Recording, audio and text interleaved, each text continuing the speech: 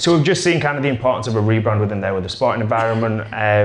What I'm going to talk a little bit about in the importance of it on performance marketing. So this is going to might get a little technical, but I've tried to keep it as top level as I could. So at 43 Clicks North, we do focus on performance marketing, which is very ROI driven. It's the channel's PPC, SEO, things like that. Right? But what I'm going to talk to you about is why brand is important in terms of being able to drive performance from those particular channels. Over the years, it's kind of been kept a bit separate from branding in itself, but ultimately is starting to kind of merge together, and hopefully you'll understand a little bit of that by the end of this little talk. So the first thing I want to do is take you through a little bit of a history lesson. So in 1991, the internet was created. Cool, great, it was all fantastic, but it wasn't really gaining a huge amount of user base until about 1994. That period saw the launch of Netscape, which was one of the first browsers, took the overnight usage from 17 million to about 60 million very quickly, and during that period, Google, Amazon, eBay all launched and started to be able to offer a lot more to the user, online shopping, everything like that. That is essentially what started all the online marketing, digital marketing trend off. And it was very much around search engine optimization at the time.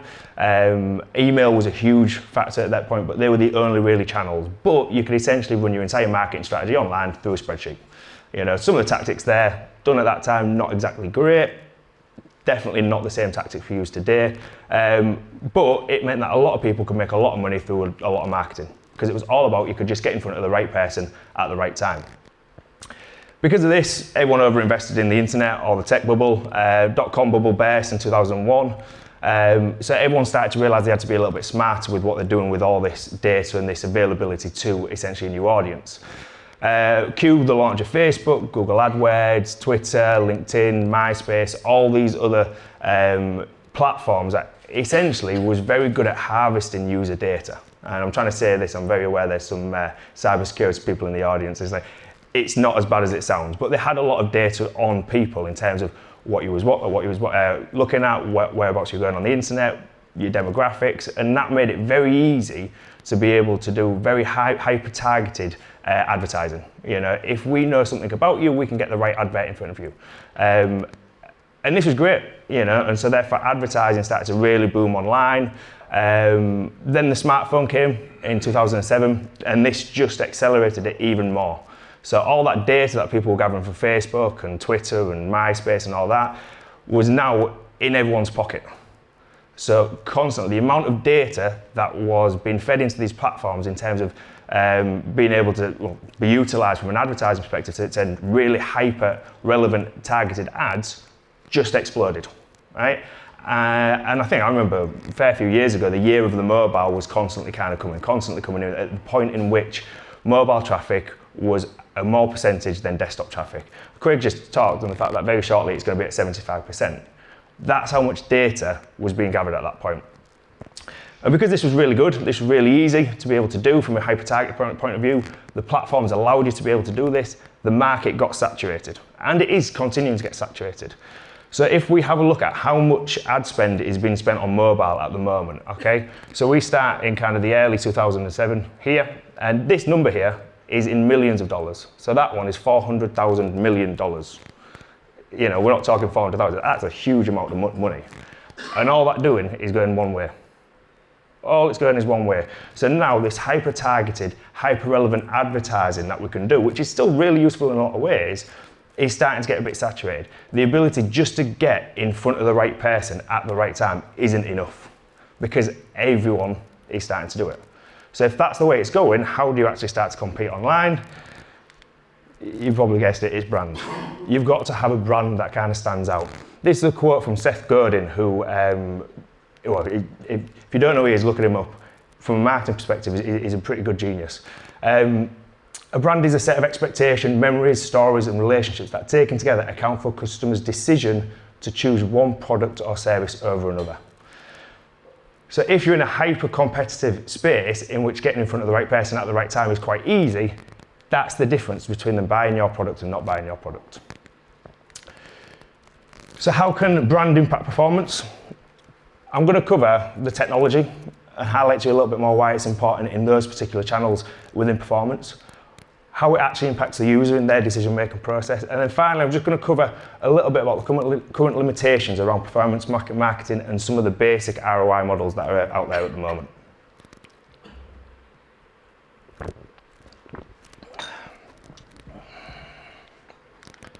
So, let's start with SEO. So this was probably one of the first digital channels out there, apart from email. So Google doesn't tell us what goes into the ranking factor. It gives us lots of hints, it gives lots of tips, and there's lots of people a lot smarter than me doing lots of research on this on a almost daily basis. One of those is the company SEMrush, and they have since 2017 constantly reviewed with all the massive data they've got what goes into the ranking factor. So what are the #1 ranking factor that Google takes into account when displaying websites on organic search, and it has constantly come out with direct website visits. There's obviously a huge more that goes into it, but this has constantly kind of come out on top.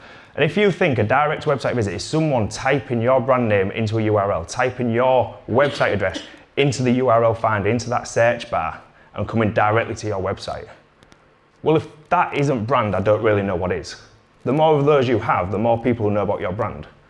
So if you have a good brand and you've got a good lot of people coming to your site, get in there and come in direct, Google's going to look you more favourable than people who don't have that.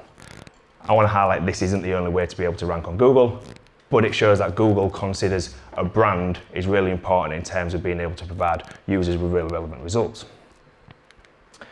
Now let's talk about paid search. So click-through rate is a metric that goes across quite a lot of different platforms actually, but this is a study done by WordStream on PPC specifically.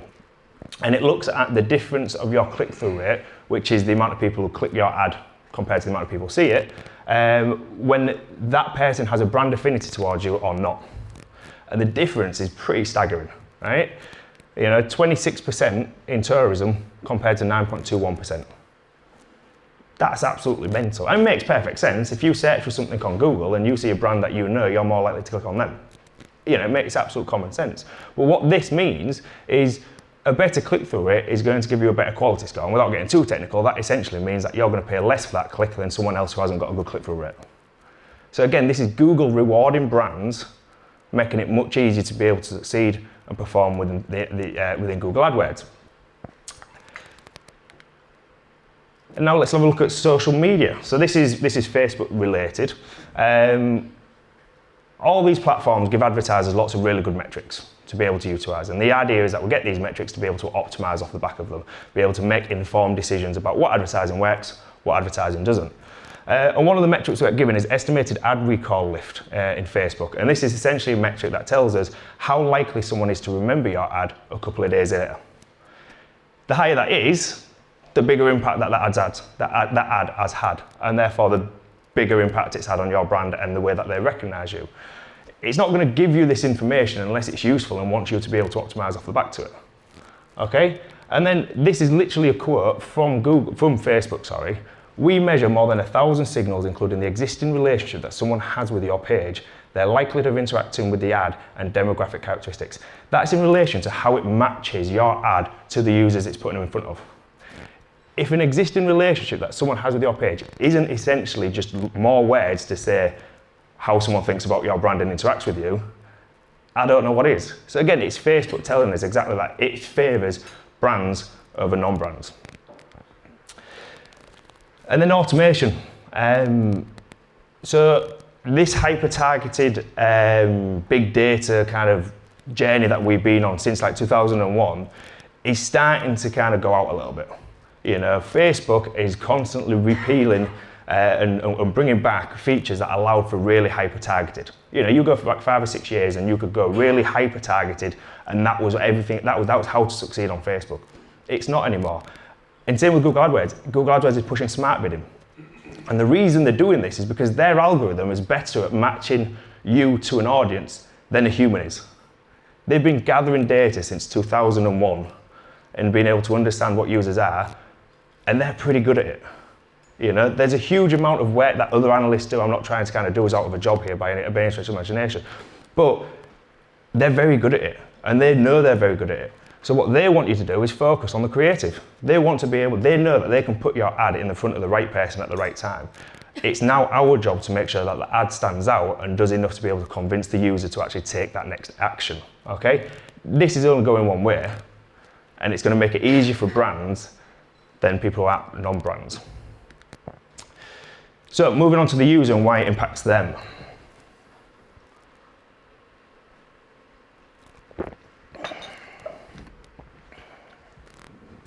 So I'm going to start by talking to you about something called the paradox of choice.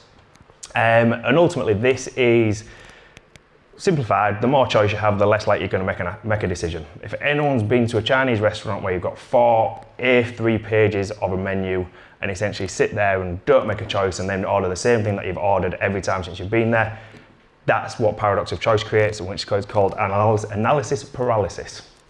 Okay? There's a great study that was done in 2001 about jams. And a company essentially used to sell 24 different varieties of jam. They reduced it down to 6 and increased the conversion rate from 3% to 30%. Just because there was fewer choices. It's mental, it's absolutely, and there's a huge amount of research to back this up as well. When we're seeing between 40,000 and 10,000 ads a day, how are we going to ever be able to make a choice? The cognitive load and the effort that we have to do as humans to be able to do that, it's huge. Right? So what we want to do is be able to influence it and be able to stand out and make that decision a little bit easier, okay? And one way we can do this is repetition, okay? So the more that someone sees you, the more likely they're going to buy from you. There's something called the illusion of truth. And that is essentially, the repeated information is often perceived as more truthful. You know, unfortunately, this is driving a lot of the fake news that goes around and people are latching onto that. But from a branding perspective, this is how people can start to trust you as a brand. As long as you're not doing anything dodgy, you'll be fine. Facebook have done plenty of research on something called frequency. So frequency is how often your advert is shown and the impact that had on it. What this graph shows is the percentage of uplift in terms of ad recall and the uplift in purchase intent as a result of how often people see your ad. So if people see your ad on average of 1.5 times a week, you're getting peak ad recall. See it 2 times, you're getting peak purchase intent. And ultimately, it's just exposure. The more you see something, the more you trust something, the more willing you are to act off the back of it. And then this feeds into pattern recognition. So there's a great theory called signal detection theory, which has really served us as humans right throughout history. And essentially, it's there to help us be able to spot patterns in essentially a very noisy world. We are literally being bombarded with billion bits of information as a human being every second. And our brain has made up loads of patterns and is designed to be able to recognize those patterns to make it a little bit easier for us, because ultimately the brain is just trying to be efficient and quite lazy in being able to protect us. Okay, so if we can start to create a brand, you know, start to get the ad out there and repeat that message, that recognition, that ad recall can then be recognized a lot easier. And what that does is starts to make the brain recognition and the pattern recognition a lot simpler as well. This is ultimately reduces cognitive load. That's what all these are trying to do, is make it a lot easier for the brain to be able to make a decision and reduce cognitive load. Cognitive load has consistently been negatively correlated with conversion rates. So as cognitive load goes up and you have to think more, conversion rates go down.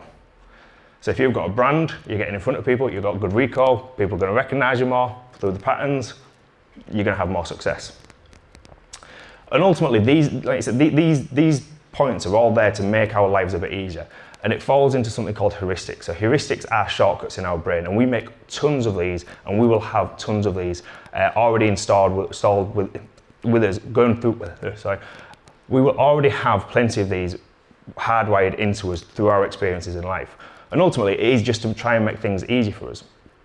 If we can create a heuristic so that when people think of a problem, they automatically go and jump to a solution, that's a heuristic. If they're doing that subconsciously, that's a really good thing.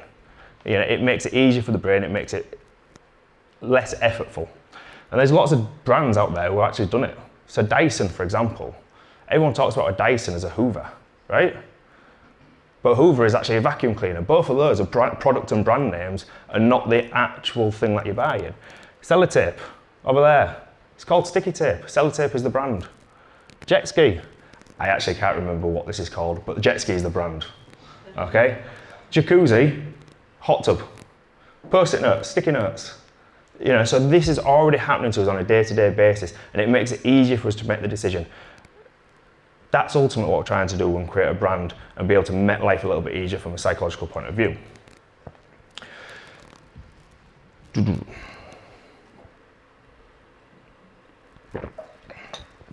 So I talked previously about why performance and brand marketing needs to kind of come together to be able to benefit businesses in pretty much any industry. So I'm going to talk quickly just about kind of the current limitations of basic performance, ROI, cost of sale kind of models and measurements, and ultimately why they might be giving you a couple of limitations and stopping you progress.